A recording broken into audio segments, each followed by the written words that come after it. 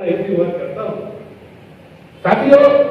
उसने क्या की, वो डॉक्टर नियोगी ने और एक और कुंदर ने हाई कोर्ट के अंदर में इफ्तिवार करके उनके शिष्य हाई कोर्ट के चीफ जस्टिस मिस्टर कोतवाल के सामने में बोला कि 14 अक्टूबर 1956 का जो कार्यक्रम था वो बौद्ध धर्म शिक्षा का नहीं था।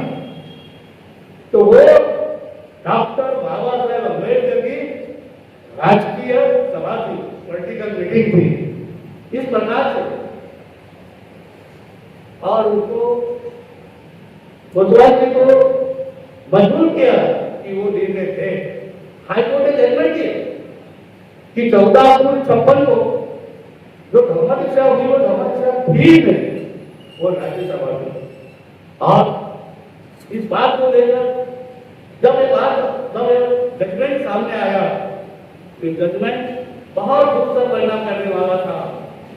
इसीलिए कर्मा जी बाबू भट्टाचार्य रावत, पंजाब चंबरकर, बाबू रामचंद्र जागोरकर और अन्य लोग, इन लोगों ने समाज में जाकर ये तो हाईकोर्ट की जो बात है वो बात लोगों को समझाई, लोगों से लोग वर्ग की क्षमा की और सुप्रीम कोर्ट में उन्होंने उसकी अपील की। सुप्रीम कोर्ट में डॉक्टर गजेंद्र गणकर थे और गणकर ने निर्णय दिया कि 14 अक्टूबर 1956 को जो कार्यक्रम हुआ वो कार्यक्रम धम्म दीक्षा का था, न कि राज्यसभा राष्ट्रीय सभा में। और ये जो आया हुआ संकट था वो संकट टल गया और बौद्ध धर्म की फिर से हुआ। इसलिए जानवर बाबू कहते थे, अरे मैं तो सुप्रीम कोर्ट का धर्म गुरु, बाकी तो है, लेकिन तो कहने का मकसद ये है कि बाबू रामचंद्र जागोरकर बौद्ध थे, बौद्ध धर्म के धर्मगुरु थे और पॉलिटिकल पार्टी के लीडर भी थे। उनमें उनका मन, यहाँ का समाज व्यवस्था देने के बाद यहाँ के लोग झाड़ू मारते थे, यहाँ के लोग कष्ट करते थे, फिर भी उनको 2 टाइम की रोटी नहीं मिलती थी। इस बात को लेकर उसको बड़ा वेदना होती थी। वो व्यथित होते थे कि क्या व्यवस्था है, एक मानव हाथ खाकर बड़ा पेट जा रहा है और दूसरा आदमी खाने के लिए कर रहा है। तो ये जो व्यवस्था है वो सब बदलनी चाहिए। और इस दृष्टि से उन्होंने अपने हमेशा इस समाज को जागरूक करने का काम अपने वाणी से, अपने लेखनी से किया है। वे बौद्ध मित्र पाक्षिक के संपादक भी थे, अनेक पेपर में उनका लेख आर्टिकल आता था और उन्होंने केवल न केवल इस व्यवस्था के खिलाफ में उठाव करने की बात की और हमेशा वो साथ में रहते थे। 1975 में नागपुर महानगर पालिका के चुनाव हुआ, उनके बाजू में भाजपा के वार्ड 48 के वो रिपब्लिकन पार्टी के उम्मीदवार थे। वे चुनकर आए और चुनकर आने के बाद वो समय इमरजेंसी का था। वहां पर कांग्रेस के लोग थे, विधायक महासंघर्ष समिति के लोग थे और रिपब्लिकन पार्टी के नगर सेवक। ऐसी संस्था चलती थी, जनता के लोग थे, जनता पार्टी बनने की थी तब जनता के लोग थे। बाबू जी के कार्य करने की पद्धत 1 साल के अंदर में अपने कार्य से और अपने वाणी से सभागृह के लोगों को प्रभावित किए और काम करते रहे। कौन से काम उन्होंने किए दोस्तों? यहाँ पर जो विषय रखा गया है कि बाबू जी रामचंद्र जागोरकर की सम्यक दृष्टि वर्तमान हो चुकी है। अगर बाबू जागोरकर जिंदा होते तो क्या हमारे वक्ता अभी यहाँ करना चाहेंगे, लेकिन मेरे लेने से कानून बात को हमेशा बौद्ध धर्म है, रिपब्लिकन पार्टी के नेता है, कार्यकर्ता है, यहाँ से धर्म का आंदोलन करा, उस आंदोलन के नेता थे परम पूज्य डॉक्टर बाबा साहब अम्बेडकर ने एक छोटे राज्य की संकल्पना रखी और एक महाराष्ट्र में 4 राज्य तैयार होना चाहिए। इस जन की भूमिका रखने के बाद नागपुर शहर में कर्मवीर बाबू अंदर जावड़े और बाबू रामचंद्र जावड़े उनके सब साथी विदर्भ के आंदोलन में अपने आप को सौंप दी। उनको इस आंदोलन के अंदर में अनेक बार जेल में जाना पड़ा, जेल में गए, लेकिन विदर्भ के प्रति उनके मन में जो एक ज्वाला थी, विदर्भ होना चाहिए, इसलिए वे हमेशा विदर्भ की बात करते थे। छोटी रात छोटा राज हो गया तो हमारा क्या फायदा है, ये फायदा बताने का काम जानकर बाबू करते थे। वो कहते थे कि अगर हमारा विदर्भ हो जाता तो हमारे यहाँ के अशोक रावत लोग है, उनकी सत्ता इस विदर्भ में आ सकती है। इसलिए आप छोटे राज्य की आंदोलन कराओ, आपने आओ। तो इस प्रकार से बाबू जी के संबंध में बात कही जा रही थी, गांधी बाबू महापौर थे और उसी दरमियान की बात है, पंतप्रधान इंदिरा गांधी के पुत्र संजय गांधी नागपुर आ रहे थे। यहाँ कांग्रेस के लोग थे, इमरजेंसी थी, वहां तो ये था कि जो भी इमरजेंसी का विरोध करे उसको दिल्ली जाना पड़ता था। वहां के कांग्रेस के नगर सेवक ये कहने लगे कि आप महापौर हो और संजय गांधी का स्वागत करने के लिए आप विमानतल पे आप आना चाहिए। उन्होंने कहा कि ठीक है, आपके कहने से तो मुझे विरोध नहीं है, लेकिन मुझे ये समझाइए कि संजय गांधी कौन है, कौन से संवैधानिक पद पर काम कर रहे हैं? क्या वो मुख्यमंत्री है, क्या वो मंत्री है, क्या राष्ट्रपति है कि राज्यपाल है? कौन संजय गांधी? बोले मैं पंतप्रधान के लड़के के स्वागत में नहीं जाऊंगा। उन्होंने बात टुकरा दिए। ये हिम्मत और कोई महापुरुष नहीं की जो हिम्मत कानून बाबू ने की। दूसरी बात यह है, कॉर्पोरेशन के जब कॉर्पोरेशन का स्वर्ण महोत्सव मनाने की बात कर रही थी, उस कार्यक्रम में पंतप्रधान इंदिरा गांधी को बुलाने की बात कांग्रेस वाले जोर शोर से लग रहे हैं। दाऊद बाबू ने बोला कि क्यों उनको बुलाना चाहिए, नहीं बुलाना चाहिए, उनका विरोध था, क्योंकि दामोदर बाबू गुप्ता कांग्रेस विचारधारा के विरोधी थे। उनकी विचारधारा कांग्रेस के विरोध में, तो बात ऐसी चली। तब मुख्यमंत्री शंकरराव चौहान थे और इंदिरा गांधी कहीं तो भी जा रही थी। तब शंकरराव चौहान ने बाबू रामचंद्र जावड़े जी को रिक्वेस्ट की कि आप केवल 5 मिनट के लिए या 2 मिनट के लिए देश के पंतप्रधान है, उनसे बात करने के लिए आप आइए। दामोदर बाबू ने बात को स्वीकार किया और शंकरराव चौहान ने इनकी बैठक करवाई।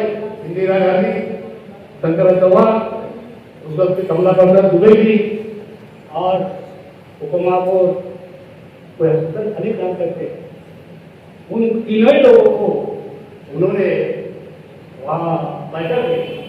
इंदिरा जी ने पूछा कि नागपुर कारपोरेशन के सभा में वर्षों में मुझे क्यों नहीं बुलाया?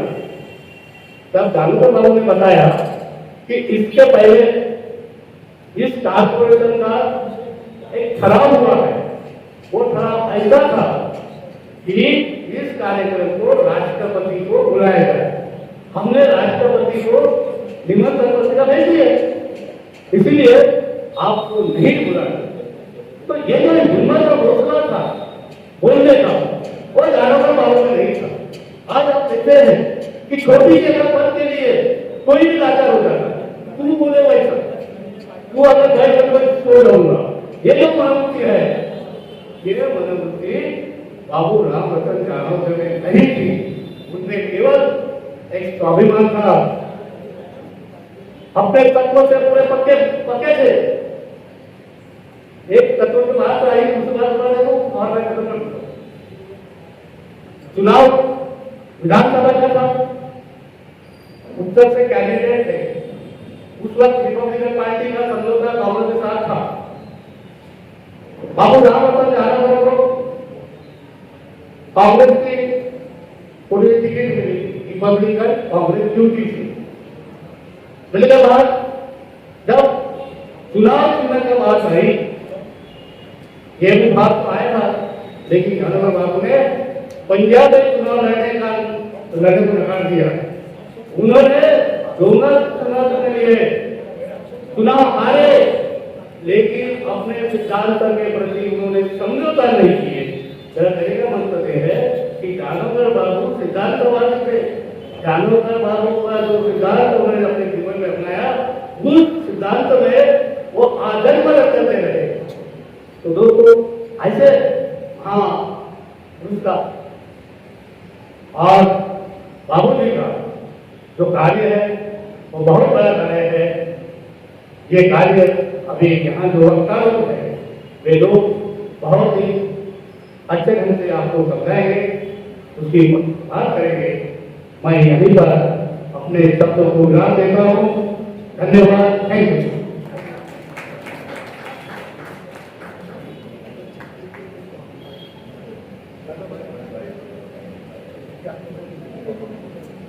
साथियों,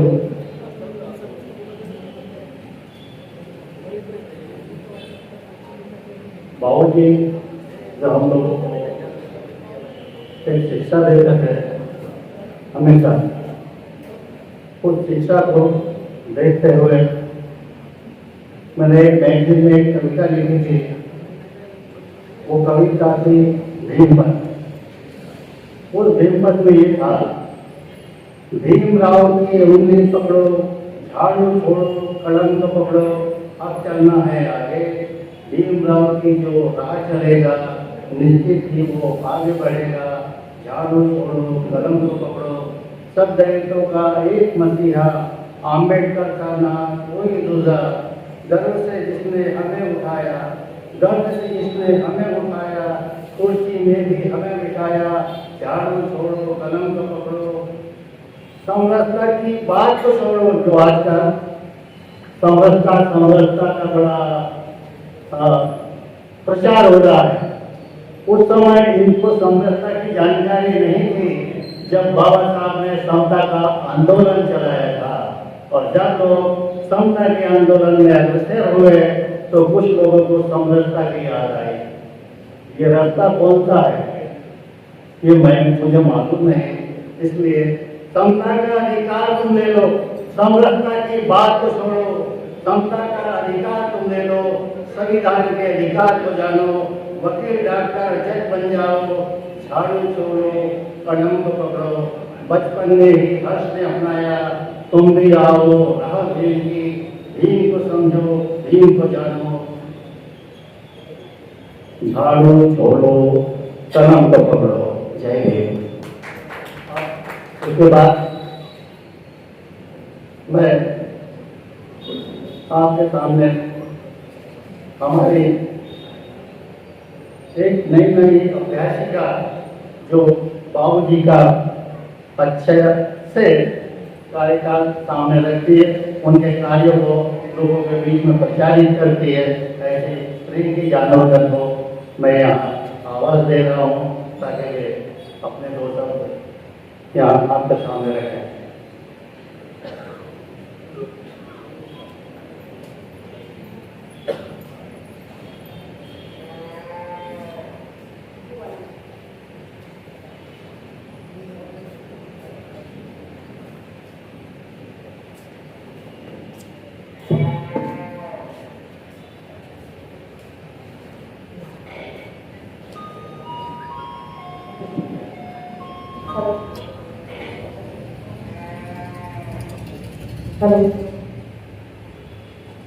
आदरणीय मंच पर विराजमान सभी अतिथियों को मेरा सहृदय नमन।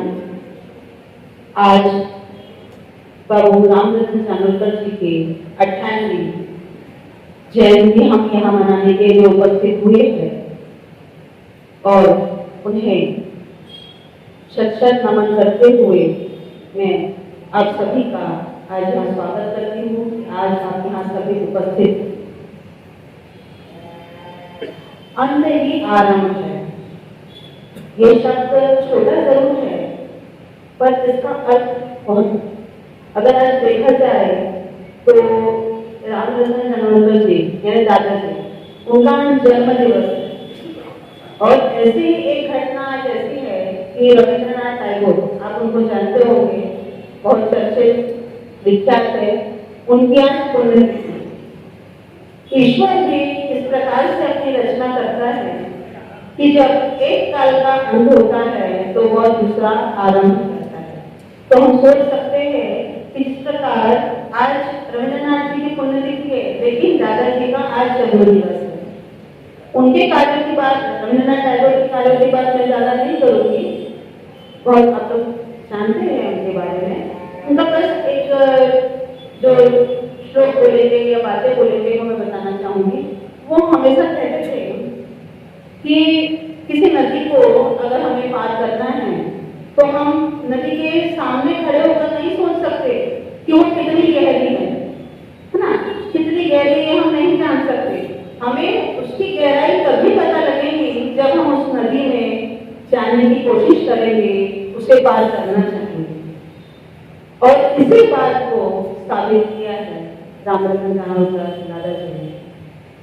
आप समझ रहे हैं, मैं ये जो है एक तरह से तुलनात्मक अध्ययन आप बोलेंगे वो मैं आपको बताना चाहूंगी कि ये जो शब्द है, जो वाक्य है कि जब तक कोई परेशानी हमारे सामने आती है, कठिनाई हमारे सामने आती है, अगर हम यह सोचेंगे कि अरे ये तो बहुत मुश्किल है, इसे नहीं करते हैं, छोड़ देते हैं, ठीक है, तो हम उसे कभी पार नहीं करेंगे, छोड़ के हम पीछे हट जाते हैं। लेकिन यदि हम सोचेंगे बोला नदी पार करने के लिए हमें उससे चलना पड़ेगा, जाना पड़ेगा, तभी हमें उसकी गहराई पता लगेगी। उसी प्रकार किसी समस्या से निकलने के लिए, उसके समाधान के लिए हमें उसका समाधान खोजना पड़ेगा, तभी तो समाधान मिलेगा ना।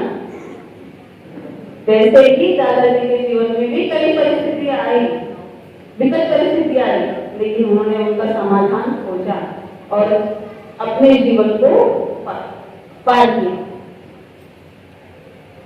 उसी प्रकार हम बोलते हैं नींव। जब भी हम घर बनाते हैं, नींव हम बहुत मजबूत करते हैं अपने घर की। कोई भी घर बनाता है, आप लोग देखते हैं, हम क्या बोलते हैं कि नींव मजबूत होना चाहिए, ताकि उसके बाद हम चाहे जितने भी फ्लोर है उस पर हम बना सकते हैं। तो नींव क्यों मजबूत करते हैं?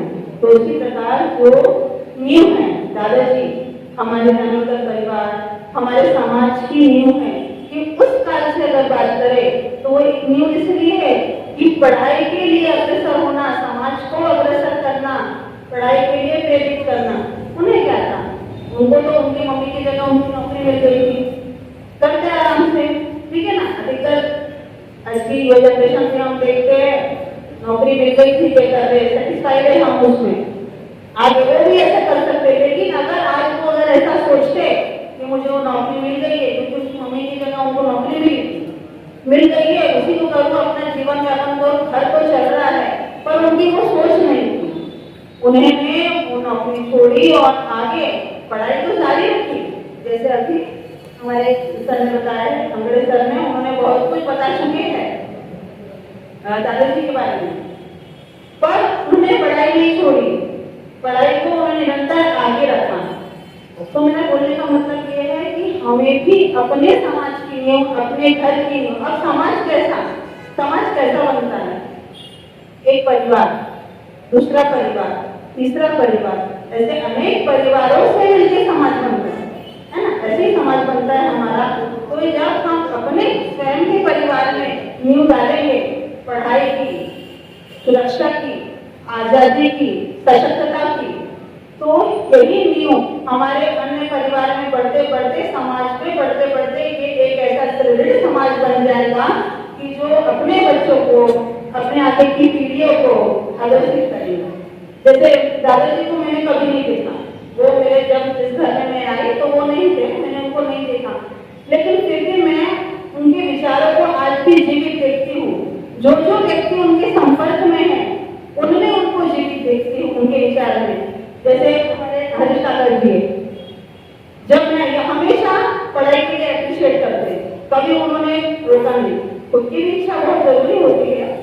उसके अलावा हमारे सुखुल जी जगदीश जानवर का, वो भी इतने खुले विचारों की हमेशा उन्होंने आगे किया। सेम टू सेम उनकी जो बहनें हमारी बुआ थी लोग, चाहे वो पेट बुआ बोलो या टुकेल बुआ बोलो, वो सब। तो ये नहीं कि मैं तात्पर्य ये बताना चाहती हूँ आपको कि न्यू उन्होंने डाली दादाजी ने पढ़ाई की, उनके संपर्क में उनका परिवार आया, उन्होंने पढ़ाया। सेम वैसे ही जब उनकी बहनें अपने परिवार में, उन्होंने अपने बच्चों में वो परिवार में वो चीजें डाली। तो ये बढ़ते बढ़ते अगर आज देखेंगे तो जितने परिवार उनसे जुड़े हैं दादाजी से, सब मुझे लगता है कि वो सब पढ़े लिखे अभी बहुत अच्छी जगह में है। जैसे यहाँ बैठे उनका परिवार मैं देखती हूँ तो उनसे लेके सारे बच्चे तक ये सब पढ़े लिखे। क्यों? इसका कारण यह है कि न्यू उनकी मम्मी को जो न्यू मिली इनके घर से, वो उन्होंने उनके बच्चों में डाली, उसके आगे वो उनके बच्चों में डाली। जो है ये चीजें अगर से खोटी गई आगे आगे आगे, तो बोलने का अर्थ ये कि हमें अपने परिवार की, अपने समाज की ऐसे भी मजबूत करना है कि ये बढ़ते बढ़ते बढ़ते एक स्तर पे ऐसे चले जाए कि कल को हमको अपने समाज को पिछड़ा है ये बोलने की आवश्यकता ही नहीं पड़े। क्योंकि एक व्यक्ति नहीं बदल सकता, लेकिन एक व्यक्ति के विचार जब दूसरे व्यक्ति में जाएंगे, दूसरे से वो अपने परिवार में जाएंगे। क्योंकि है ना, एक व्यक्ति सबके परिवार तक नहीं पहुंच सकता, सारे आज तक नहीं पहुंच सकता, लेकिन अगर उस परिवार का व्यक्ति किसी दूसरे परिवार से जुड़े बात करे तो ये सारा समाज हमारा शिक्षित हो सकता है, आगे बढ़ सकता है।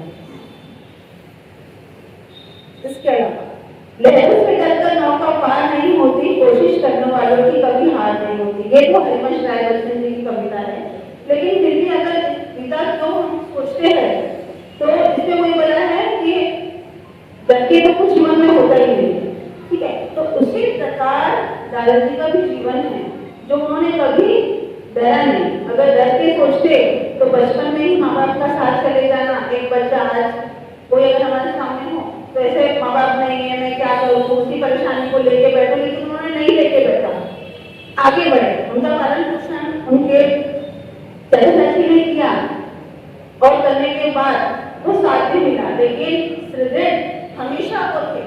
हिमालय के ये शैल शिखर संकल्प शक्ति का पान के, मानो अविचल सिद्धांतों पर दृढ़ता का संदेश दिए। दृढ़ता, आपने बहुत कुछ बातें जानकारी से सुन चुकी है उनके दृढ़ता से संबंधित। दृढ़ता से संबंधित ने दृढ़ता, हमारा जो विषय है जो दिया गया है हमको, सम्यक दृष्टि। सम्यक का अर्थ होता है सत्यता, सत्यता, सुदृढ़ता, अंधविश्वास, गलत, इन सब बातों से दूर सच्चाई को जानना, सच्चाई के लिए काम करना।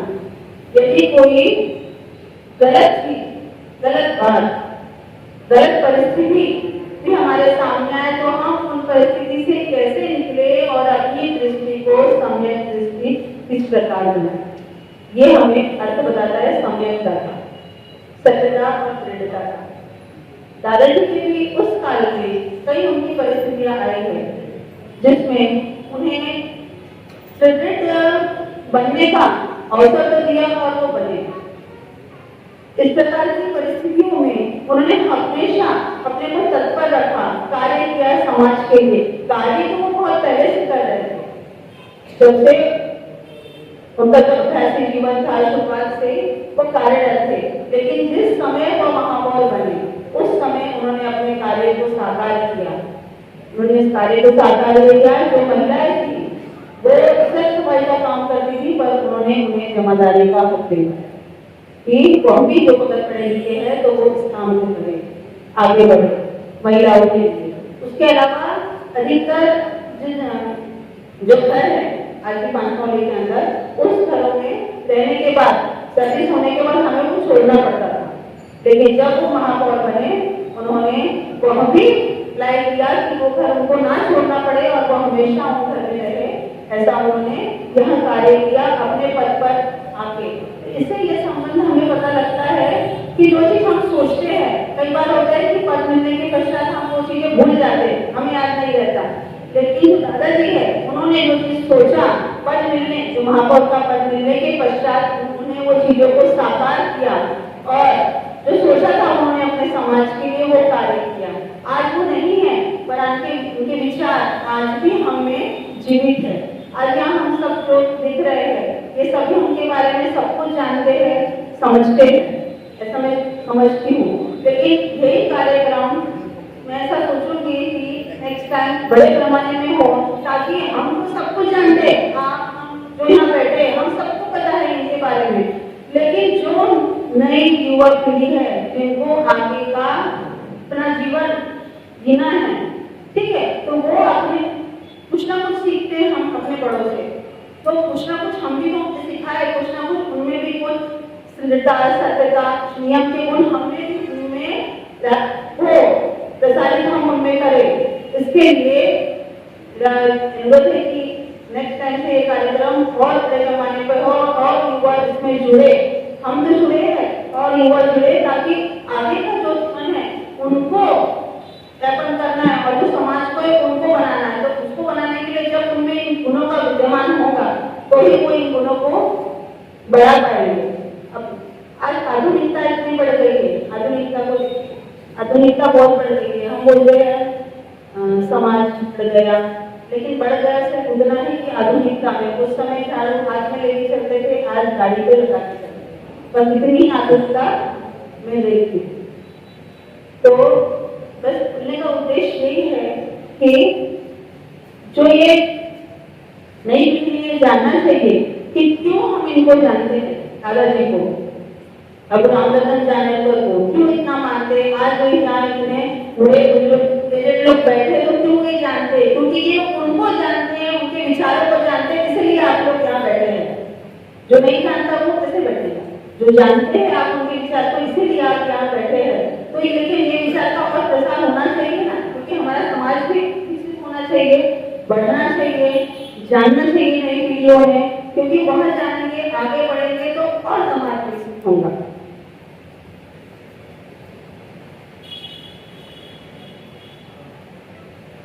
विद्यमान परिस्थिति में बाबूजी रामरतन जानकर इनकी सम्यक दृष्टि का अर्थ मैंने बताया है कि सत्ता सही गलत की परख, विश्वासों गलत चीजों की परख करके सत्यता पर निर्भर रहना और सत्य फैसले लेना।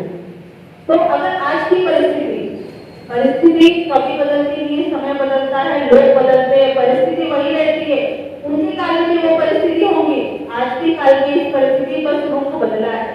आंदोलन उनके काल में भी होते होंगे, आज भी हो रहे हैं।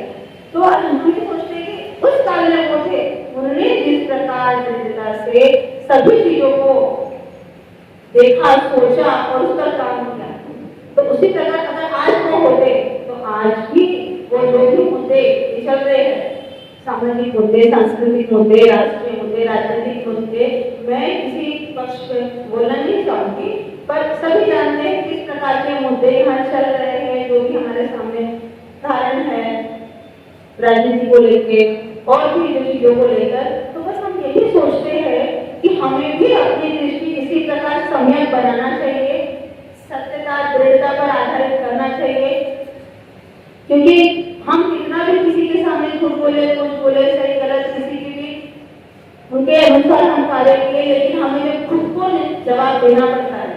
एक स्वयं निरीक्षण हम जब खुद का करते हैं तो हमें स्वयं से आंख दिलाने की ताकत होनी चाहिए, स्वयं का आत्म परीक्षण करना चाहिए कि मैंने सही किया या नहीं किया, मैंने गलत किया क्या किया। इसीलिए ये सम्यक दृष्टि है दादाजी की थी, उन्होंने सही गलत, मैंने पहले भी बोल चुकी, बहुत बातें बोल चुके कि जब संजय गांधी जी आए थे तो शायद तो अगर वो कोई तो जाकर उनका स्वागत करते जा जाते कि अरे उनके बेटे को उन्होंने नहीं किया, थे कि मैं क्यों कर, अगर इसके जगह प्रधानमंत्री जी स्वयं रहते तो मैं जरूर करता। ये सत्यता, ये पारदर्शिता, ये दृढ़ता, दृढ़ निर्णय लेने की शक्ति जो दादाजी में थी, हम भी अपने में जागृत करें, अपनी युवा पीढ़ी को जागृत करें आगे कि सत्य है चाहे उसके लिए कोई चाहते हैं जान तो नहीं लेगा हमारी, जो भी है ठीक है। तो उतना जो हमें पावर होना चाहिए कि हम सत्य बोले, सही को सही बोले, गलत को गलत बोले।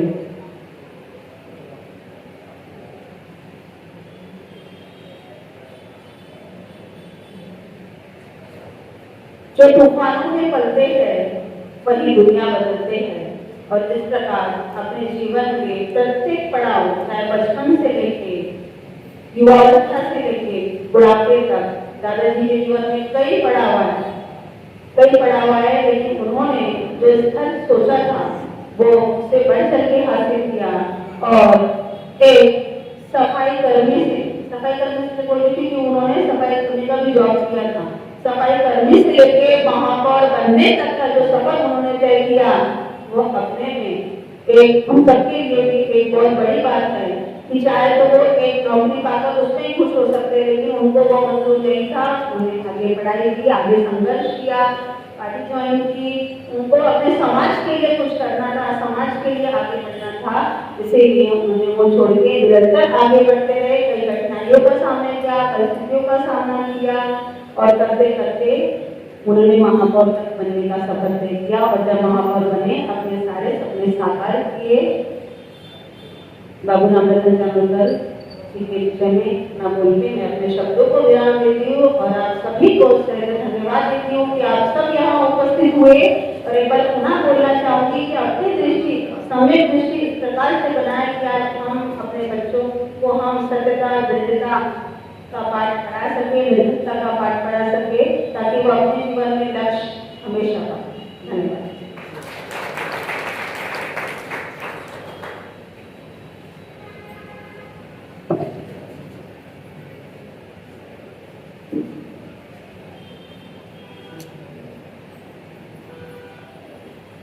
हेलो हेलो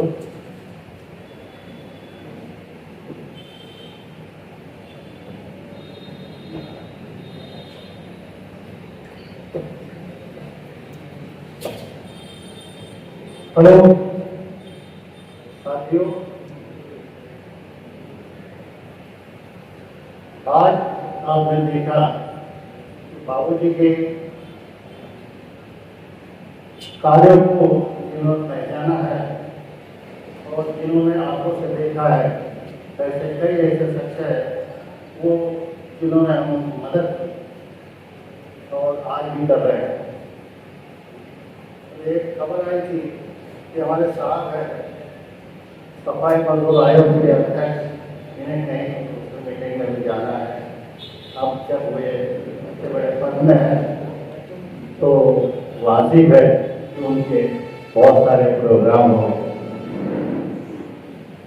इसलिए उनको पेश करने के पहले मैं ये कहूँगा कि जो बाबूजी ने हमको शिक्षा दी, उस शिक्षा से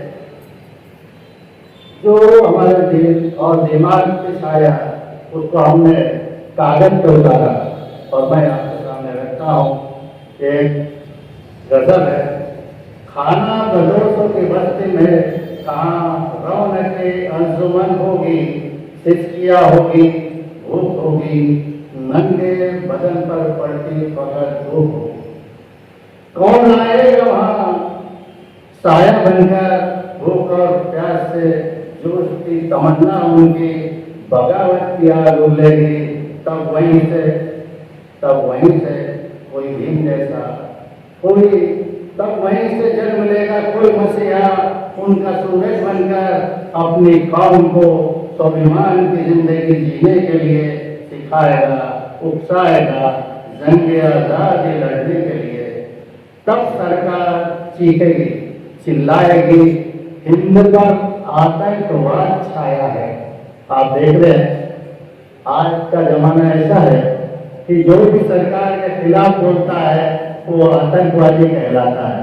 तब ऐसा ही होगा, तब ऐसा ही होगा। तब वो सरकार कहेगी तबाह कर दो, तोड़ दो इनको अपनी जहालत बचाने के लिए।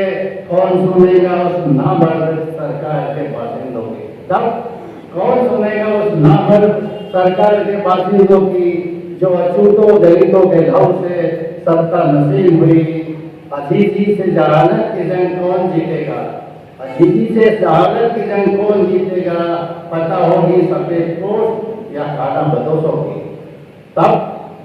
तब अजीजी से जहालत की जंग कौन जीतेगा, पता होगी सफेद पोश खाना बदोशों की।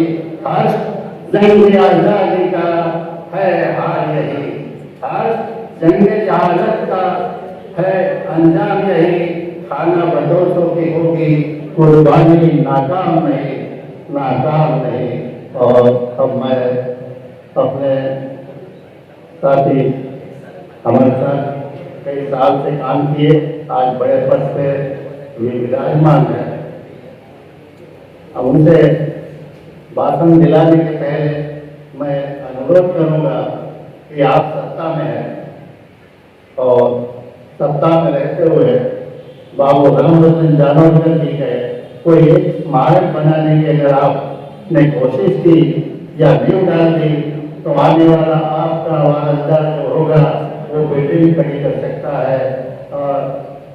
और मैं विनती करता हूँ कि वे बाबू रामरतन जानोरकर के स्मारक बनाने के लिए कुछ कोशिश करेंगे। वैसे उन्होंने मुझे मौखिक तौर पर कहा था, आश्वासन दे दिया, लेकिन शायद हो सकता है और कुछ है। साथियों, एक समय की बात बताता हूँ। हमारे डिप्टी उप मुख्यमंत्री थे उस समय, हम डेपुटेशन लेके गए थे और फोटो पेपर में आ गई, और जब डेपुटी मुख्यमंत्री के साथ में हमारी फोटो पेपर में आ गई तो लोग हमें बीजेपी का दलाल कहने लगे। ऐसे ही पिछली 7 जुलाई को हम पत्र काट रहे थे, एक व्यक्ति ने हमको बीजेपी का दलाल बोल दिया, हमारी हो गई। जब हम मारने को दौड़े तो हमारे मारने से पहले ही 10-15 लोगों ने उसको घेर लिया, बोले ईमानदारी से वो अम्बेडकर वाली है और ये बताइए ऐसा बोल करके तू उसका अपमान कर रहा था। बोले इतने जूते पड़ेंगे, बोले कि तू है नहीं जाए पाएगा, बोले का मान चौक है। कल सतीश दादा के साथ हमारी कोई फोटो आ जाए, हम डिमांड लेके जाए और फोटो आ जाए तो लोग बोलेंगे बीजेपी का दादा।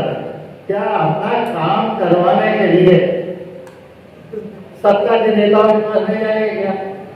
आप हटने किसी भी पार्टी का हो, आज वो मुख्यमंत्री सरकारी आदमी है, हम अगर कोई डिमांड करते हैं तो फडणवीस से डिमांड करेंगे, सतीश से डिमांड करेंगे, आसिफ भाई से डिमांड करेंगे सत्ता में। तो क्या हम कांग्रेसी हो गए आसिफ भाई के साथ गए तो, या हम सतीश के साथ गए तो बीजेपी वाले हो गए?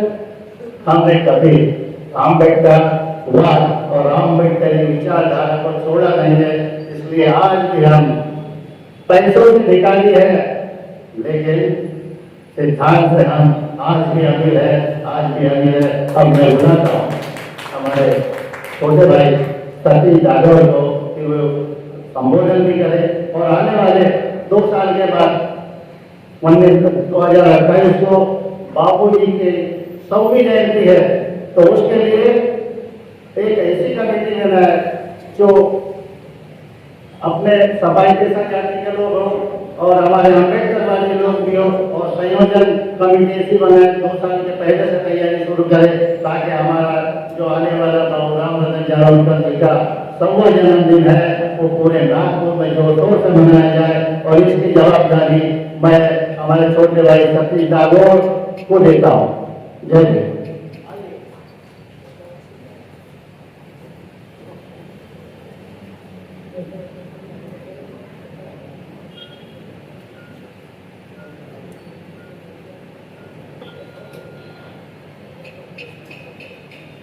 पूर्व महापौर हम सब के मार्गदर्शक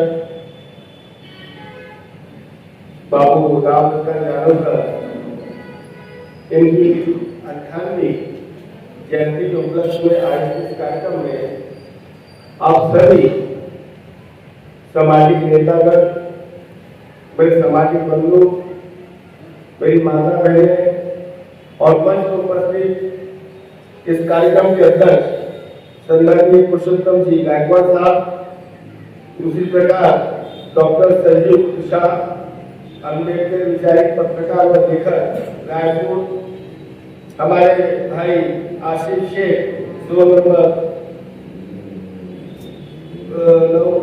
9 के महानगरपालिका सभापति, सम्मानीय, अभी आपने एक बहुत कम ऐसा मौका आता है कि महिला और इतने अच्छे विचार रखे मेरी बहन श्री रिंकी जावलकर, उसी प्रकार विनायक जामकर जी, सम्मानीय चंद्रपाल सोलटके साहब, सुरेंद्र कुकेल, सम्मानीय महेंद्र मंडिया, सम्मानीय समाजिता सुनील कुकेल, हमारे पूर्व एसीपी श्री मीरा साहब, सम्मानीय संतोष कुकेल और सब यहाँ ज्येष्ठ जो बैठे हुए, ये वैसे ही लोग दिख रहे हैं। ये जो 100 लोग होंगे, 50 लोग होंगे, ये 500 से बराबर के लोग हैं और जो वही इस कार्यक्रम में आ सकता है, जो बाबूजी को जानता है, बाबूजी के जो काम है और बाबूजी के जो मार्गदर्शन में चलते हुए विचारों को समाज को आगे ले जाने वाले वैसे ही व्यक्ति मैं मानता हूँ। मैं नहीं समझता कि ये हॉल में कम है ज्यादा है, मेरा ये मायना है कि जो जितने कम लोग आए वो सब बुद्धिजीवी और जो बाबूजी को मानने वाले लोग। एक ये मेरे लिए एक सौभाग्य की बात है कि बाबूजी की 90वीं जयंती में अगर मेरी उपस्थिति होना यार, मेरे लिए बहुत गौरव की बात है, मेरे लिए बहुत सम्मान की बात है, क्योंकि जिस समय से बाबूजी के जो विचार और बातें सुनते थे, हो सकता है कि उस समय जन्म लिया भी होगा तो बहुत छोटा होगा, लेकिन आज तक अगर बाबूजी के विचार आज तक लोगों को सुनने में मिलते हैं, हमारे समाज के नेता जैसे जो भी मेरे पास आते हैं, तो हमारे लिए सौभाग्य की बात है। उस समय का जो माहौल था, एक छुआछूत और जो माहौल में से अगर हमारे बीच में से कोई व्यक्ति वहां पर तक जाना, अब आज का माहौल और उस जमाने का माहौल में तो बहुत अंतर होगा। उस समय का बाबूजी का नागपुर नगरी, जो कि महाराष्ट्र की उप राजधानी भी कहलाती है और भारत का एक केंद्र बिंदु भी, उसका वहां पर बना हम सबको गौरवान्वित करता है। बाबूजी का जन्म हमारे लिए सौभाग्य की बात है कि इसी बस्ती में ठक्कर ग्राम पांचपाली में हुआ, जिन्होंने शिक्षित अपना एक गरीबी, इनके माता पिता का साया तो मैं सुना हूं जल्दी उठ गया था, फिर भी उन्होंने अपने पढ़ाई को जारी रखा और उसकी गरीब परिस्थिति में पढ़ाई करते करते आज यहाँ तक आए कि हम सबको शिक्षा के बारे में बताने लगे और उनकी जो कर्मठता है, उनके काम करने का, वो लेखक भी थे। उनका एक जैसे साहब ने बताया कि साहब का लेखक और उनका एक पत्रिका भी निकलती थी। अगर उस समय में कोई लेखक अगर लेख लिख रहा है, कोई प्रवक्ता अगर पत्रकार लिख रहा है, तो हमारे समाज में ऐसे बहुत कम लोग होते थे शिक्षित कि जो पत्रकारिता करते थे। उनमें से एक रामनगर जानोदर बाबूजी थे, तो अपने दम पे वो यहाँ तक पहुंचे और शिक्षा के बल पे। और मैंने आज आजादी का समझिए 75 वर्ष हो गया, लेकिन हमने देखे कि बात सशक्ति का जो समय है हमारे लिए बहुत ही कमजोर है। क्या हमारा वंचित समाज है पूरी तरह सशक्त हुआ क्या? भी नहीं हो पा रहा। क्या अगर हमने बच्चों की शिक्षा, उच्च शिक्षा हमारे घर घर तक पहुंच नहीं गया? नहीं पहुंच पा रहा। आज हम देखेंगे हमारे जो स्वतंत्र कामगार भाई है, जो बाबूजी ने उस समय काम किया था उनके लिए, आज आप देखोगे उनका सम्मान आज भी है क्या? उनका सम्मान हो पा रहा है क्या? नहीं हो पा रहा है।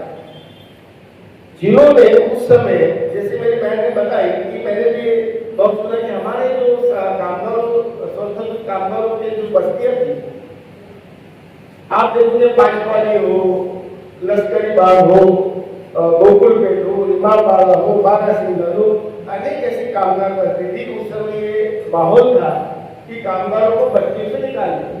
तो मेरा ऐसा मानना है कि अगर वो निर्णय होता उस समय वो वहां पर नहीं रहते और हमारे समाज के नहीं रहते, तो आज अगर हम लोग बस्तियों में रह रहे तो मुझे लगता है कि हम नहीं रह सकते थे, उनके बदौलत हम लोग हैं। अगर आज उन्होंने हक दिलाया और माई की हक दिलाने का अगर काम उस समय किसी ने किया तो सम्मानीय बाबूजी ने किया। ऐसे अनेक काम है जो मैंने सुना हूँ, मतलब हम बहुत छोटे देखते आ रहे हैं और बहुत सारी बात हमारे संचालक जो कर रहे थे बहुत जबरदस्त, और कार्यक्रम का पूरा आयोजन भी महत्वपूर्ण संभाले हुए आज 70 के करीब होंगे हरीश बाबू, उनसे भी मैं बहुत सारे विचार सीखा कि वो मेरे मार्गदर्शक भी है। पार्टी का विषय यहाँ नहीं है जो बार बार उन्होंने भाजपा कांग्रेस, ये समझिए ये पार्टी का विषय ही नहीं है, ये पार्टी से बहुत ऊपर उठ के बात कर रहा है। जो ज्यादातर बाबूजी का जो एक वो था, विचार था, ये समाज को कैसा शिक्षित करना, सशक्तिकरण करना, कैसे बच्चों को शिक्षित के तरफ ले जाना, समाज को कैसा एकता अखंडता की तरफ ले जाना, ये वो काम था और ये उससे ऊपर उठ के करने वाला काम है। इसमें किसी पार्टी का कोई इसमें लेन देन नहीं। उनका जो कार्य था वो कार्य होता था कि कैसे हम समाज को एकता करेंगे। आज समय की बहुत मांग है। मैंने देखा है कि आज आजादी 75 वर्ष से ऊपर होते हुए आ रहे हैं। समाज में जो बिखराव है, समाज को एक करने का सपना उनका था, मुझे लगता है कि आज भी बहुत कमी। हम सभी सामाजिक संगठनों से हर बार यही प्रयत्न करता हूँ, तो समझाता हूँ कि जितने भी समाज के अपने संगठन हैं, अपने अपने तरीके से आप अच्छा काम जरूर कर रहे हो, लेकिन समाज को जोड़ने का काम करना पड़ेगा, समाज को एकत्र लाने का काम करेगा। अगर आपकी मुट्ठी और आपकी ताकत अगर जबरदस्त मुट्ठी बनी रहेगी तो आपकी हर जगह गिनती होगी और आपका वाईवाई होगी। जैसे आप देखिए सीजी अगर का जो आंदोलन हुआ है, छोटा सा युवा होगा, आप देखो ताकत बनाए बच्चों ने, उसमें कोई एक समाज का विषय नहीं, सब धर्म समाज के लोग होंगे, युवाओं ने जो एक शक्ति पैदा करी और इतने बड़े मंत्री पद से किसी को हिला देना, जो आज तक 12 साल में सरकार में नहीं हुआ, ये ताकत बोलती, इसको शक्ति बोलती। तो ऐसी शक्ति कब बनेगी हमारी, ये हमारा विचार करने की बात है। अभी मैं आज पेपर पढ़ा एक और ओबीसी का एक बहुत बड़ा एक इनका सम्मेलन हुआ। ओबीसी में कितनी जातियां आती? ओबीसी में तो 58 जातियां आती। 58 जाति मिलके एक सम्मेलन कर्नाटक के बैंगलोर में हुआ, जिसमें बड़े बड़े लोग उतरे और हजारों उसमें संख्या में नागपुर का भी लोग गया था जो मेरे संपर्क में है। तो आप समझिए ओबीसी बोल के अगर 58 जाति हो एक हो सकती है, तो हम लोग क्यों नहीं 2-4 जाति सब मिलकर एक होकर काम करना चाहिए। जब तक हम लोग एक नहीं होंगे, संगठित नहीं होंगे, बाबा जी का भी बाबा साहब का भी हमारा यही नारा था, शिक्षित हो, संगठित हो, संघर्ष करो। हम लोग यहाँ कहीं भी मेरे को ऐसा लगता है कि बहुत कमी है, हम लोग दिख नहीं पा रहे।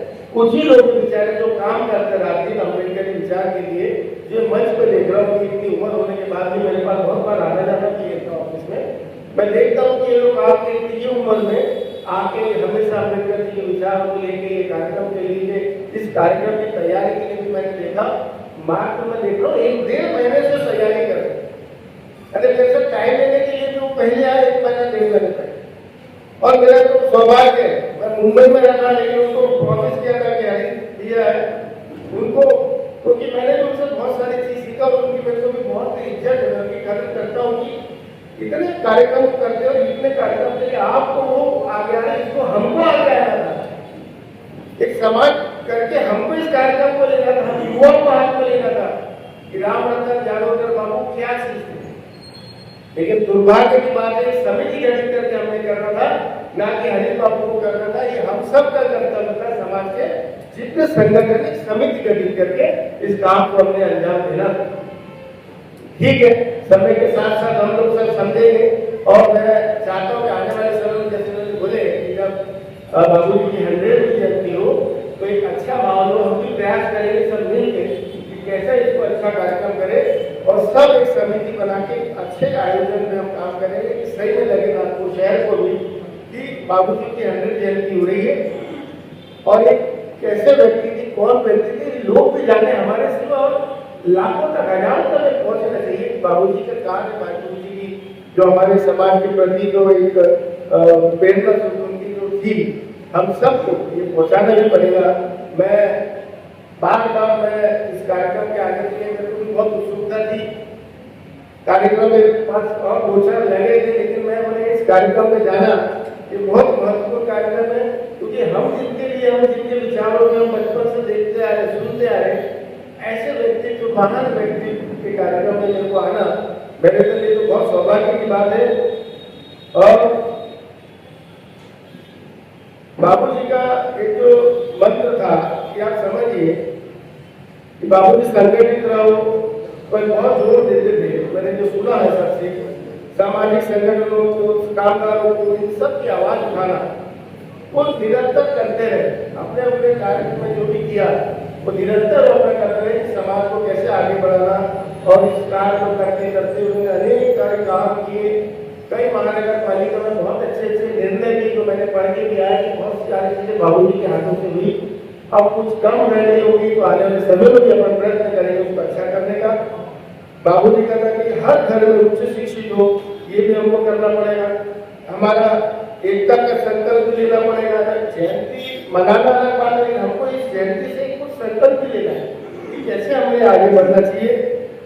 हमने सब ने छोटे मोटे मतभेद सभी संगठनों में होते भी है, सामाजिक तौर पर भी होते हैं, सबको भूल के जिस दिन हम लोग मिल के काम करने लगेंगे, समाज के प्रति हम संगठन को अपने समाज के प्रति सब करने लगेंगे एक होके, उस समय समाज जागरूकता की ओर बढ़ेगा। नहीं तो मैं देख रहा हूँ जो आज तक 75 वर्ष तो हुआ, अभी भी कोई वैसे ही चलते रहेगा। वैसे ही हम लोग हरीश भैया हो या सुनील भैया हो या गायकवाड़ साहब हो, घूमते रहेंगे हमको सबको एक करने के लिए, और हरदम ऐसे रहेगा कि लोग बेचारे मेहनत कर रहे हैं लेकिन हम लोग नहीं हो पा रहे। लेकिन हमको इनका साथ देने के लिए सभी संगठन को एक आगे काम करना पड़ेगा, जब भी हमारी समाज सशक्तिकरण की ओर बढ़ेगी। देखिए एक समाज की बात है कि आप देखिए स्वच्छता ग्रुप जो अपने हैं, सफाई कामगार समाज, ये इस समाज का एक महत्वपूर्ण अंग है। इतना महत्वपूर्ण अंग है कि इसको नजरअंदाज किया जाता है। लेकिन आप समझिए अभी आने वाले ये इसी महीने में, जुलाई महीने में साहब, नागपुर शहर में इतने बड़े बड़े कार्यक्रम हुए स्पेशल सिर्फ स्वच्छ दूतों के लिए। और उन्हीं के मार्गदर्शन में हमारे बाबू जी हमारे साथ, रामचंद्र बाबू जी, जावड़ेकर जी, इनके सबके विचारों को आत्मसात करते हुए हम कर रहे हैं। आप देखिए इनको कुछ भी नहीं मिला था 75 12 जुलाई को इनको आवास का हमने करवाया। हमने इनको नियुक्ति पत्र में भाजपा की समिति में इनको मिलता है, वो भी बहुत दिक्कत, आपको पता है हम लोग को कितना दिक्कत जाती है, आसान नहीं है। वो हमने 500 के ऊपर नियुक्ति पत्र भी कर दिया। हमने देखे इनको आज तक कुछ सामान्य संस्कृत कामगारों के बच्चों को बेरोजगार को स्वयं रोजगार दिए, हमने 6 करोड़ का सामान भी दिया सेवा करोगे। ऐसा निरंतर अब काम चालू हो गया, लेकिन हम सबको भी सहयोग करना पड़ेगा। मैं बहुत ज्यादा तो नहीं बोलूँगा कि मुझे और आगे है कार्यक्रम में, लेकिन एक बात है, हम अपने बाबू रामचंद्र जावड़ेकर जी के अपना जो पूरा जीवन है, इनमें शोषित पीड़ित समाज इनको सर्वसाधारण कैसा चले इस पर उन्होंने काम किया। और इनकी जयंती पे हम लोग ने ऐसा, जब जयंती में हम लोग सब सम्मिलित हुए तो हमने इससे प्रण लेके जाना चाहिए कि इस कार्यक्रम से, कि हम कार्यक्रम में आए मतलब ये नहीं है, हमने प्रण लेना चाहिए कि कैसे हम लोग बाबूजी को श्रद्धांजलि के तौर पर अर्पित करें। हम लोग को शिक्षित बनना होगा, संगठित रहना होगा, संघर्ष करना होगा। इन सब विचारों को अगर लेके चलेंगे तो मेरा मानना है कि समाज जल्दी प्रगति की ओर अग्रसर होगी। और बाबा साहब का एक नारा तो मैं हरदम बोलता हूँ कि शिक्षा वो शेरनी का दूध है, जो पिएगा उसको वो ही ढालेगा, और जो अगर उससे वंचित रहा तो उसकी प्रगति, उसके परिवार की वो प्रगति में बाधा है। तो हम सबको हमारे परिवार में, जैसे मेरे बहन ने बताई थी, मैं सुन रहा था बहुत कि उनके विचारों में जो उनसे जुड़े हुए लोग रहे, बाबूजी से जो जुड़ा हुआ परिवार रहा, मैं देखता हूँ जैसे सुनील भैया के बच्चे उच्च शिक्षा को जाए, मनप्रिया जी ये उस परिवार के हैं सर, या सुनील कानू, ये सब बाबूजी के विचार पर चलते चलते संतोष टोके लोग जो या गोविंदास कर रहे हो, मैं देख रहा हूँ इनके विचार में रहते हैं कि बच्चे अच्छी उच्च शिक्षा में, सुंदर के साथ हो या बिरला जी हो, बिरला जी भी अभी भी पढ़ रहे, प्राध्यापक हो गए फिर भी नहीं मान रहे, एडवोकेट हो गए फिर भी नहीं मान रहे। ये उनके विचारों का आत्मसात कर रहे हैं, वैसे हम सबको भी करना पड़ेगा। मैं इस कार्यक्रम में मैं निमंत्रित किए, मैं इनके लिए जो पूरी टीम है संगठित, इनका संगठन का बहुत बहुत आभार व्यक्त करता हूँ। और मैं बाबूजी को आज उनकी 98वीं जयंती पे बिना अभिवादन करते हुए उनको एक श्रद्धांजलि अर्पित करते हुए अपने शब्दों को विराम देता हूँ।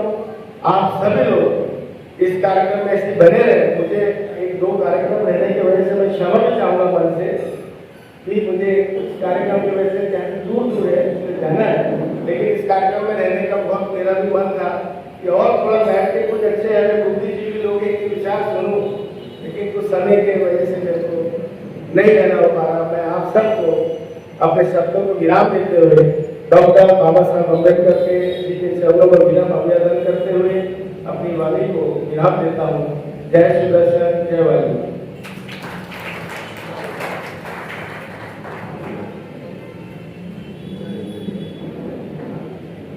वक्त होते आ रहा है। मुख्य वक्ता डॉक्टर संजय कुशवाहा रायपुर, इनके पहले मैं चाहूँगा कि हमारे जोन के सभापति आशीष शेख भाई अपने विचार रखें और बाबूजी के नाम पर कॉर्पोरेशन में क्या काम करवा सकते हैं ये लोगों के सामने रखें।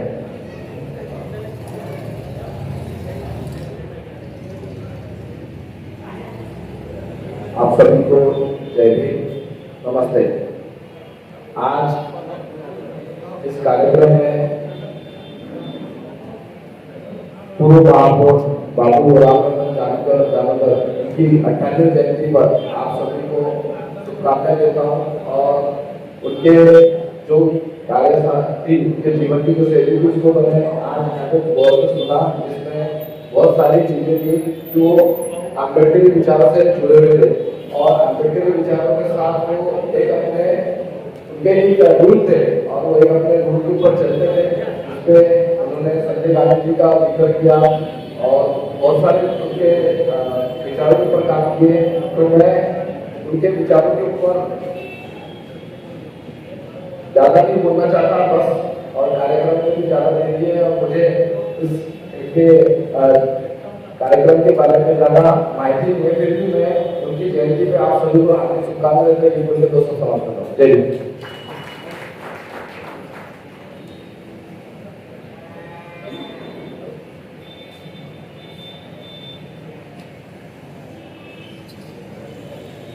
और हम जिनकी रास्ता देख रहे थे और जिनके लिए लोग बैठे हुए हैं सुनने के लिए, ऐसे उस्ताद जी को पेश करने के पहले उनका मैं संक्षिप्त परिचय आपके सामने रख रहा हूँ।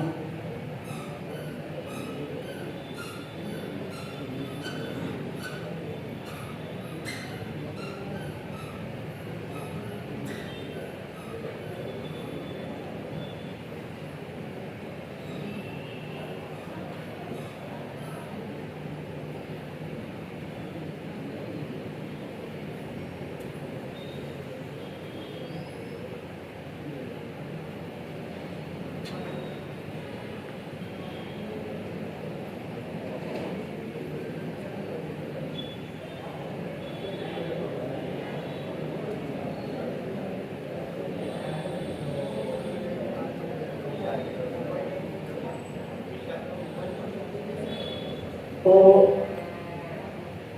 जो कुशवाहा जी है कई दिनों से, कुशवाहा जी जब बच्चे थे तब से बाबू रामरतन जानवर जी के सहवास में रह चुके हैं। उनका संक्षिप्त परिचय है डॉक्टर संजीव कुशवाहा। 12 फरवरी को इस धरती पर आए। 1973 को बिलासपुर की छत्तीसगढ़ उनका जन्म हुआ। आपने MA LLB तथा पत्रकारिता एवं जनसंचार में PhD किया है। आप देश में महत्वपूर्ण दलित लेखकों में शुमार किए जाते हैं। गतिशील विचारक, कवि, कथाकार, समीक्षक, आलोचक एवं पत्रकार के रूप में जाने जाते हैं। आपकी रचनाएं देश की लगभग सभी अग्रणी पत्रिकाओं में प्रकाशित हो चुकी है। सफाई कामगार समुदाय रामकृष्ण प्रकाशन से प्रकाशित हुआ एवं आधुनिक भारत में पिछड़ा वर्ग शिल्पायन से तथा दलित चेतना और कुछ जरूरी सवाल शिल्पायन से आपकी चर्चित कृतियों में से शामिल है। आपकी किताबें मराठी, पंजाबी एवं उड़िया सहित अन्य भाषाओं में अनुदित हो चुकी है। आपकी पहचान मिमिक्री कलाकार तथा नाट्य करने के रूप में भी छत्तीसगढ़ हिंदी साहित्य सम्मेलन से निबंध क्रीड़ा के लिए वर्ष 2017 में आप पुरस्कार सहित आपको कई पुरस्कार से सम्मानित किया जा चुका है। आप चर्चित यूट्यूब चैनल डीएमजे इंडिया ऑनलाइन के प्रधान संपादक है। अब आपके सामने मैं उनसे निवेदन करूंगा कि आप अपने चंद साथ जो बाबू जी के साथ में आपने समय गुजारा है और उनसे जो हासिल किया है वह आपके सामने रखेंगे। मैं खुशा जी को आवाज दे रहा हूँ।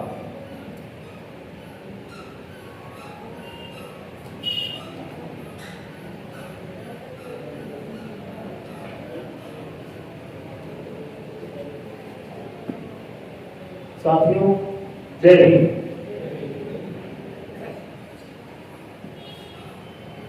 सबसे पहले तो इस बहुत अच्छे कार्यक्रम की बधाई। आप लोगों ने इतना अच्छा आयोजन किया है और बाबू राम रतन जामकर जैसे और भी होंगे हमारे बीच में, जिनको इसी तरह से हमको याद करना है, क्योंकि जो हमारे मार्गदर्शक हैं, जो हमारे प्रेरणा है, उनको हम लोग छत्तीसगढ़ी में बोलते हैं कि अपने पुरखों को याद करना। ये पुरखे हैं हमारे, इनको याद करना बहुत जरूरी है। सबसे पहले मैं यहाँ पर स्वागत करूंगा श्री का चले गए हैं आशीष शेख जी, गायकवाड़ जी, जनोकर जी, रिंकी जनोकर जी, विनायक रामगढ़े जी, किशन गुलिया जी, किशोर बिरा जी, उमेश पिंपले जी, महेंद्र मनपिया जी, चंद्रपाल सोलंकी जी, शशिकला जामकर जी और मेरी किताब के अनुवादक मराठी में जिन्होंने अनुवाद किया है उनके सामने बैठे हुए मैं चाहता हूँ कि आप एक बार खड़े हो जाए यहाँ पर। सफाई कामगार समुदाय जो हमारी किताब है उसका मराठी में इन्होंने अनुवाद किया है और इतना वो हिंदी में चर्चित है किताब, की किताब जो है मराठी में भी चर्चित है।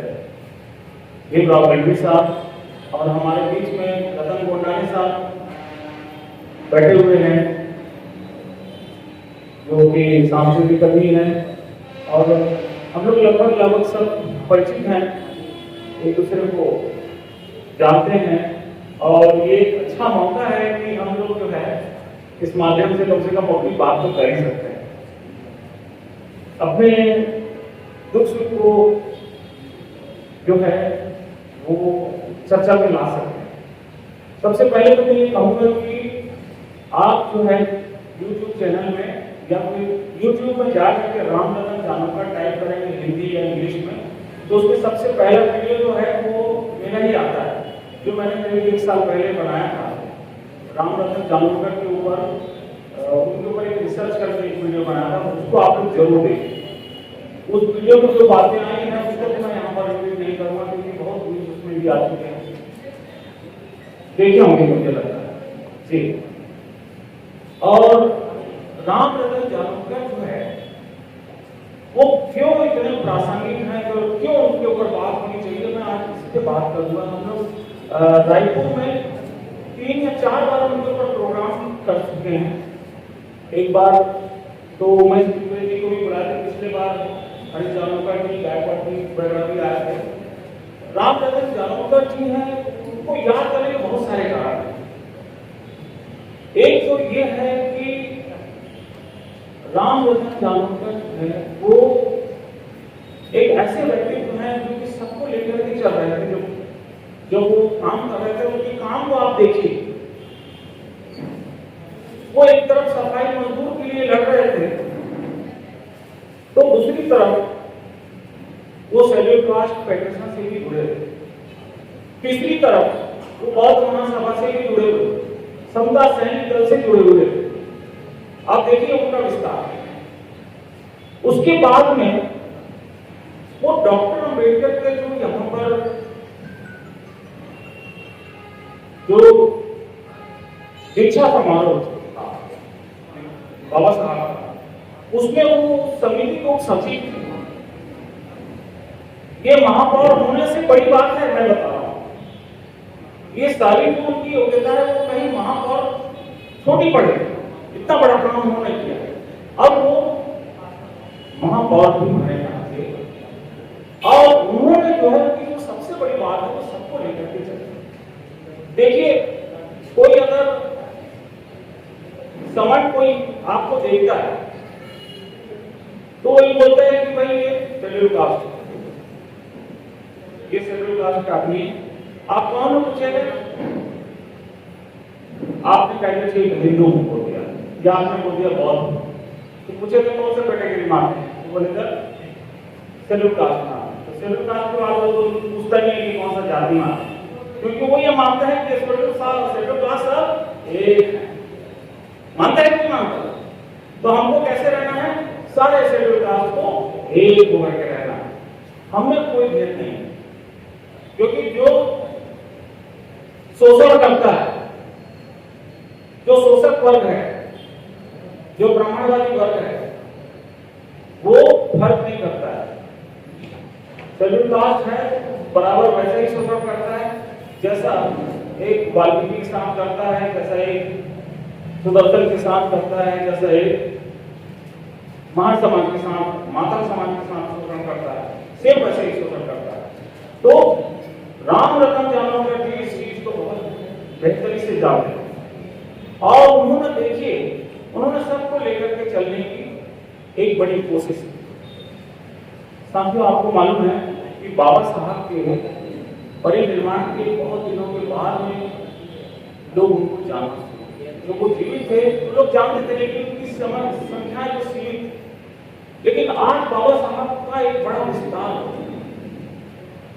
उनका विस्तार आप देखिए कि वो करीब 30 साल के बाद में लोग उनकी किताबें मार्केट में आना चालू हुई, उनकी साहित्य रचना आया सामने और लोग पढ़ने लगे, और वो ये जानने लगे कि बाबा साहब सिर्फ संविधान के निर्माता नहीं, वो एक आर्किटेक्ट भी है समाज, वो दूरदृष्टा भी है। ये सारी बातें जो है बाबा साहब के जाने के कई सालों के बाद भी सामने आए। वैसे ही बाबू राम रतन जानोकर के साथ भी हो रहा है। वो क्या है, उन्होंने क्या काम किया, शायद हम लोग हम लोगों का दुर्भाग्य है कि जब वो जीवित रहे तो हम लोग शायद उन पर व्यवस्था काम नहीं कर पाए। मैं बचपन में उनसे आगे से मिला, और जब मैं सफाई कामगार समुदाय किताब का काम कर रहा था तब मैंने उनका इंटरव्यू लिया। यहाँ पर उस समय वीडियो वाला चलन नहीं था,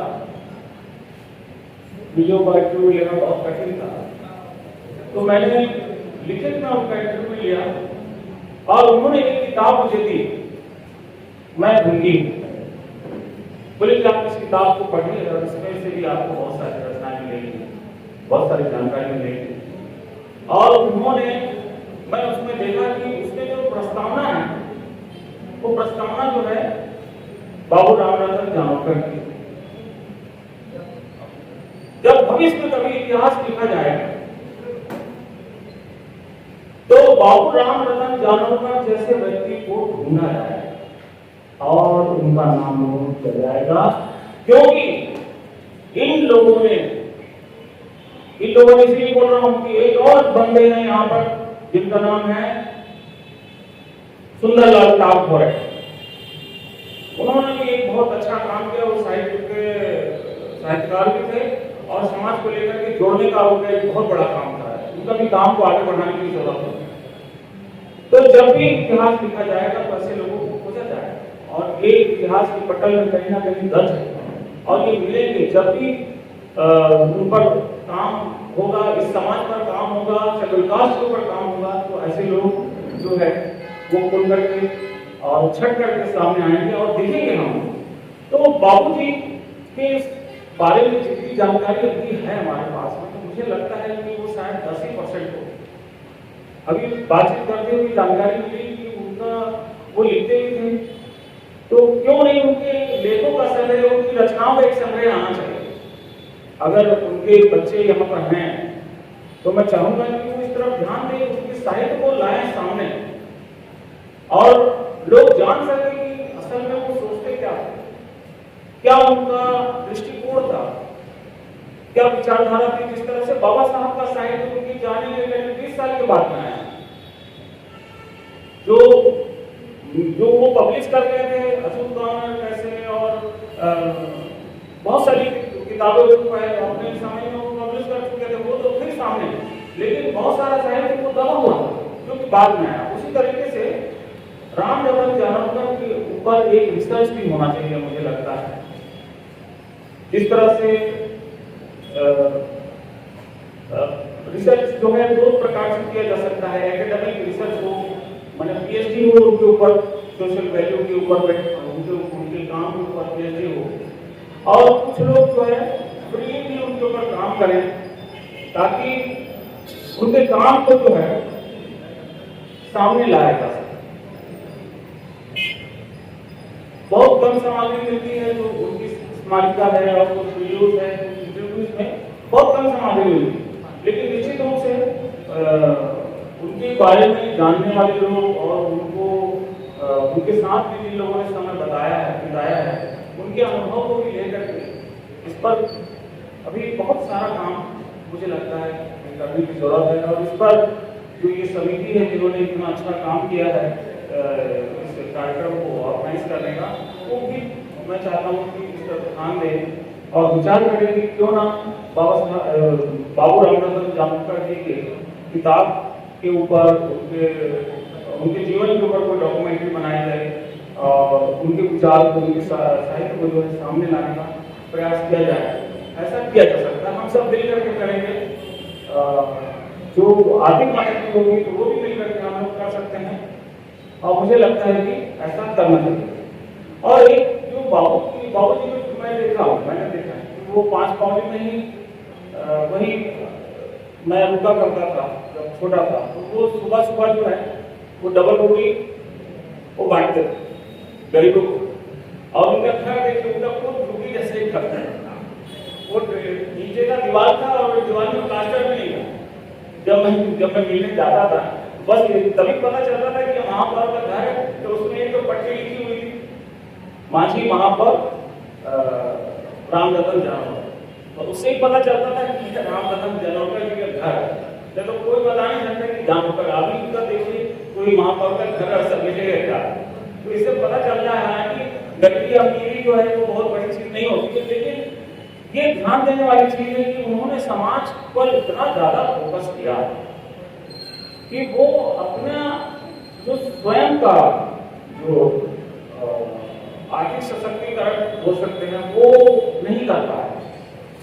वो चाहते तो कर सकते थे, उनको भी बहुत मौके मिले। आज की डेट में देखिए अम्बेडकरवादी बहुत सारे जो नेता हैं अपने आप को जो अम्बेडकरवादी और काशीरामवादी और ना जाने क्या क्या होते थे, वो सब जाकर के डंडा शरण हो गए। बहुत सारे हैं, मैं नाम नहीं लूंगा किसी का, आप सब जानते हैं। अगर वो चाहते तो वो अभी उनकी तो यहाँ पर कहीं मौन होता उनके नाम से, उनका बड़ा महक होता है यहाँ, लेकिन उन्होंने वो नहीं किया। तो निश्चित रूप से बाबूजी जो है वो उनका यही मकसद था कि सबको लेकर के चले और अपना जो समाज है, खासतौर पर जो सफाई काम का समाज है, वो किस तरह से आगे बढ़े उसको लेकर के वो हमेशा चिंतित थे। और जाति को तोड़ने का भी उनका बहुत बड़ा मकसद था कि वो कैसे जाति को तोड़े। तो जाति को तोड़ने का जो वो शुरुआत तो अपने जीवन से ही करते हैं। उनकी खुद की शादी जो है इंटरकास्ट में थी, फिर वो अपने बच्चों की भी शादी इंटरकास्ट, अपनी बेटियों की भी शादी जो है वो करते हैं और नशा से दूर रहने की बात करते हैं। खुद भी वो नशा नहीं करते हैं। उस समय की बात है, अभी तो काफी अवेयरनेस है, लेकिन पहले उतना अवेयरनेस नहीं था। लोगों को नहीं मालूम था कि नशे से क्या नुकसान। आज के डेट में तो लोगों को मालूम है कि भाई नशा करने से क्या नुकसान। तो वो अवेयरनेस वो समय फैलाते थे। तो निश्चित रूप से ये एक मैं समझता हूँ कि बाबू जी के ऊपर एक और बड़ा काम करने की जरूरत है, उनको रिसर्च करने की जरूरत है।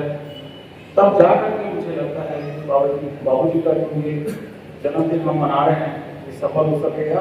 और मैं आशा करूँगा कि जब उनका 100वां जन्मदिन मनाएं तो कम से कम उनके ऊपर एक हम डॉक्यूमेंट्री दिखाएं, उनकी कुछ रचनाओं को हम सामने लाएं और लोगों को बताएं कि हमारे पूर्वज कैसे थे, हमारे उद्धारक कैसे थे। बाबा साहब जैसे हमारे पूर्वज, चाहे वो महात्मा फूले हो, पेरियार हो, उन्हीं में से एक हमारे बाबूराम रतन जानकर जी हैं। आप लोगों ने मुझे ध्यान से सुना, इसके लिए मैं बहुत बहुत आभारी हूँ और पूरी समिति का आभारी हूँ कि जिन्होंने मुझे बुलाया यहाँ पर अपनी बात को रखने के लिए। बहुत बहुत धन्यवाद आप सभी को। जय भीम, जय फूले, जय सावरकर।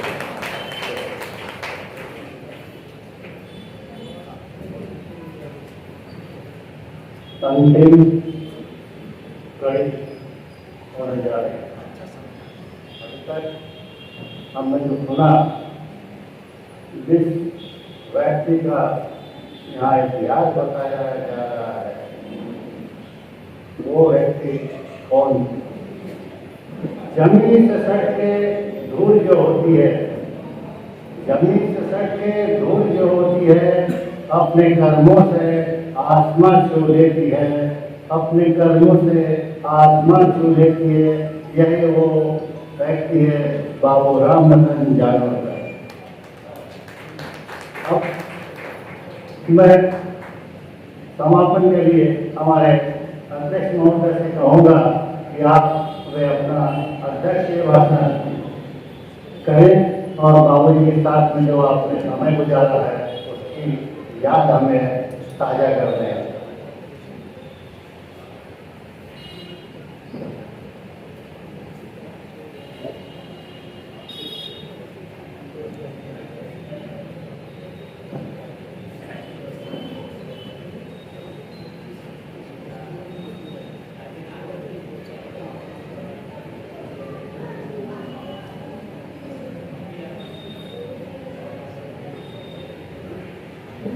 महाकारुणी भगवान गौतम बुद्ध, परम पूज्य डॉक्टर बाबा साहब अम्बेडकर और आज इसकी 98वीं जयंती है। जनवरी में ऐसे दिवंगत बाबूराम रतन जानकर इनके स्मृति में अभिवादन करता हूँ।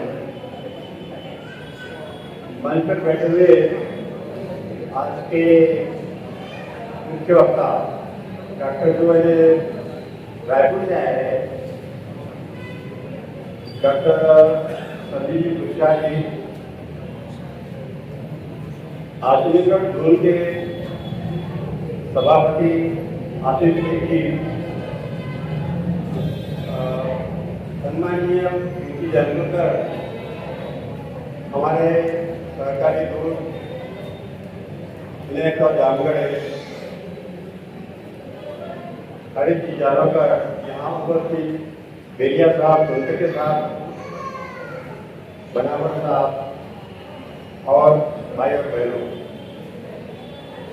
आज का जो इनके जन्मदिन का जो विषय जो था, विद्यमान परिस्थिति में बाबूराम रतन जानकर इनकी समय दृष्टि किस प्रकार की सामाजिक और शैक्षणिक, जहाँ तक के मेरा बाबूजी के साथ में जो संबंध आया है, तो मैंने जो अनुभव किया कि पासपोर्ट बारसूर का जो एरिया और टक्कर गांव का एरिया ये लगा हुआ नहीं, बिल्कुल एक तेरे 50-60 फुट के जो रोड जो था उसके पश्चिम साइड और पूर्व साइड पे, लेकिन बावली का ज़्यादा से ज़्यादा जो काम था वो बारसूर नगर में हुआ करता था और उनका ज़्यादा से ज़्यादा संपर्क जो था वो बारसूर नगर में हुआ करता था। बाबूजी 1976 में जब मैंने महापौर बने तो उनकी एक जो संगठन जो थी वो इस प्रकार से थी कि ये जो पिछड़ा समाज है, बारसूर नगर का बोलो या तो ठक्करगाम का बोलो और आजू बाजू की तमाम बस्तियाँ, इनकी शैक्षणिक प्रगति कैसे हो सके, उस उद्देश्य से बाबूजी जब ऐसे जागरूक बन गए तो यहाँ नामदेव जो कोरागढ़ है, प्रभाकर पालकर है, वो भी यहाँ हाजिर है।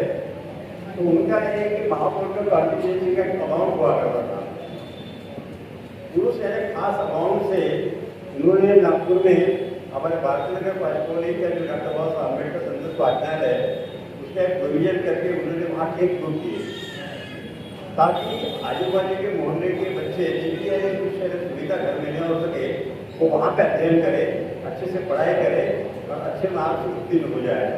इस प्रयास में उन्होंने वहाँ पे एक ग्रुप के मिशन चलाए। दूसरी बात, शाम के वक्त हम जिस मोहल्ले में रहते थे या जिस एरिया में हम रहते थे वहाँ जो व्यसन जो होते हैं जैसे शराब का व्यसन, जुए का व्यसन और भी जो व्यसन थे जिससे परावृत्त हो नई पीढ़ी के लोग, उससे परावृत्त होकर शाम का समय वो अच्छे काम में गुजारे। एक कर्मवीर प्राइमरी स्कूल थी हमारे पास वाले वक्त पे टूट गई तो वहाँ उन्होंने शाम के वक्त इंडोर गेम के लिए जो प्रोविजन किए थे, 2 कमरे कारपोरेशन से अलॉट करके, जैसे इंडोर जो गेम होते हैं तो इंडोर गेम में बुजुर्ग लोग और जैसे जवान लोग भी आए तो आपका समय वहाँ पर मिलता है, दूसरी तरफ उनका ध्यान नहीं जाना चाहिए, इसलिए उन्होंने प्रोविजन की। तो उनकी शैक्षणिक प्रगति और सामाजिक प्रगति के लिए जो उन्होंने काम किए उसी मुताबिक पार्टी में आरटीआई के लिए जो काम करते हैं उन्होंने मजदूरों के लिए भी काम किए। उस वक्त कहते जो फ्री कामगार थे, फ्री कामगारों के जो एसोसिएशन उसमें भी उन्होंने काम किए और जो खान कामगार था जो खनिजे निकलता है वो खान में जो काम करते हैं उसके लिए भी उन्होंने संस्था किए थे जिनसे उनके स्वास्थ्य के लिए अच्छा जो प्रोविजन हो जाए, इसलिए उन्होंने काम किया उस वक्त। दूसरी बात, समाज में एक में जो भेद होता है जो सब जैसे कास्ट है तो शेड्यूल कास्ट में नहीं जाती है, इनमें समन्वय कैसा कर रहे हैं इसके लिए मेरे बाबूजी ने उसको काम किया, जिसका उद्देश्य ये था आपस में जो जैसा है कि इस कास्ट का वो उस कास्ट का वो है, ये समाज से जोड़ने के लिए भी उन्होंने काफी काम किए। तो मेरा जहाँ तक ख्याल है कि 1976 के पहले से जब उन्होंने किसी नई जगह जाते थे हमारे समूह के साथ में, तो पहले हमारा इंट्रोडक्शन करते थे, आप खुद खड़े रहते थे, छुट्टियाँ कम रहती थी, हमको पहले बिठा देते थे और बाबूजी सबसे आखिरी बैठते थे जब उनको एक छुट्टियाँ बुलाया करते थे। कार्यकर्ताओं का सम्मान वो इस प्रकार से करते थे कि आप पहले बैठिए और फिर बाबूजी खड़े रहने के बाद दूसरी छुट्टी आती थी और फिर आते थे। उनके जो साथ में जो साथी लोग जो रहते थे उनका सम्मान नहीं करते थे कि नहीं पहले आपका सम्मान हो जाए उसके बाद में रहो। ये जो भावना होती है आजकल के लोगों में नहीं है, बहुत कम है जो हमने देखे उस वक्त। ये बात है जो बाबूजी में खास करके थी। हमारा प्रयास रहता है कि ये छोटे से कार्यक्रम के माध्यम से हम बाबूजी के जीवन में उनके प्रकाश डालें और उससे नए जनरेशन के लड़के उसको शिक्षा ले और जो अपना सामाजिक दायित्व जो होता है उसका सही। आजकल क्या हुआ कि जवान पीढ़ी है वो आत्मकेंद्रित हो चुकी है, उनके पढ़ाई तो करते हैं लेकिन मेरा सामाजिक के दायित्व है क्या, मैंने मेरे समाज के लिए कुछ करना चाहिए, ये भावना पहले जवान लोगों में बहुत कम है। तो बाबूजी के जीवन का आदर्श लेके वो इस काम में जुटे तो समाज की भी प्रगति हो सकती है और उनको काम करने की शक्ति भी मिल सकती है। आज उपलब्ध में एक होगा कि जैसे कि डॉक्टर संजीव गुप्ता ने बोला कि बाबूजी का व्यक्तित्व जैसे पॉलिटिकल आदमी या तो राजकीय पक्ष का आदमी इस प्रकार से नहीं, बाबूजी का जो व्यक्तित्व था वह आने दर्जे का था। मैंने जीवन में तो मैंने 2 लोगों का व्यक्तित्व ऐसा देखा जिनके स्पीच में यानी भाषण में एक अलग सोच रखी थी। एक बाबू हावड़े और दूसरे जालोकर बाबू, इनका जो व्यक्तित्व आदमी बिल्कुल साइंस बैठता था। व्यक्तित्व के साथ साथ मेरे भाषण के साथ साथ उनका ये नहीं रहता था कि वो लेखन भी बड़ा अच्छा करते थे। जैसा कि बताया कि भगवान दास जी ने जो किताब लिखे थे मैं भगवी हूँ, पूरे हिंदुस्तान में पूरे भारत देश में दूसरा भी आदमी नहीं मिला कि उसकी प्रस्तावना लिख सके। वो नागपुर में आके बाबूजी से उन्होंने उनकी किताब की प्रस्ताव लिखी। तो बाबूजी के लेखन शैली भी बहुत आगे दर्जे की थी। तो ऐसा है कि बहुत सारे गुण बाबूजी में थे। हमारा प्रयास रहता है कि समाज को जोड़ने के बाद जवान लोगों की जो पीढ़ी है वो सामाजिक दायित्व अपना प्रदान करे, बाबूजी का आदर्श लेके। आप बहुत देर से यहाँ बैठे हैं, कार्यक्रम में करीबन 1.5 घंटा लेट शुरू हुआ। मेहमान लोग देर से आए, आगे आने मेहमान पहले आए और नागपुर के मेहमान आए लेट आए। तो मैं ये चाहूँगा कि बाबूजी के जीवन का आदर्श लेके यहाँ के जवान लोगों ने प्रेरणा ले और इस तरह सामाजिक काम करें। इतना बोल के मैं आप बात समाप्त करता हूँ। जय हिंद।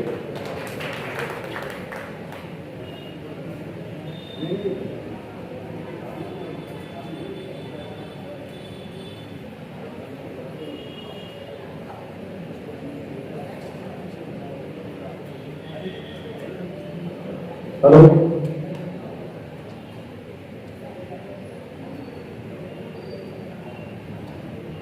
शुरुआत में उपस्थिति कम होने के कारण थोड़ा सा नाराज और इसमें बहुत सारी गलतियाँ हमने की होता है, जिससे मेरी गलतियाँ होती है। लेकिन अब दुख ये हो रहा है कि आप से आज हम तो मिल गए, खुशी हुई, लेकिन आप कहाँ हो और कब मिलोगे इसका तो हमें दुख रहेगा। इसलिए शैलेंद्र जी कहते हैं, चंद्र कल्याण निशा की सुनकर मुद्दतों मोह में आज रहता हूँ, आपका मिलना खुशी की बात सही, आपसे मिलने के बाद उदास रहता हूँ। क्यों कि आपसे जाने के बाद हमें दुख होगा कि इसके बाद कब मिले। साथियों, आभार प्रदर्शन के लिए मैं अपने संयोजक हमारे सम्माननीय सुनील किशोर के इनको आवाज दे रहा हूँ, वे आइए और सबका आभार मानिए।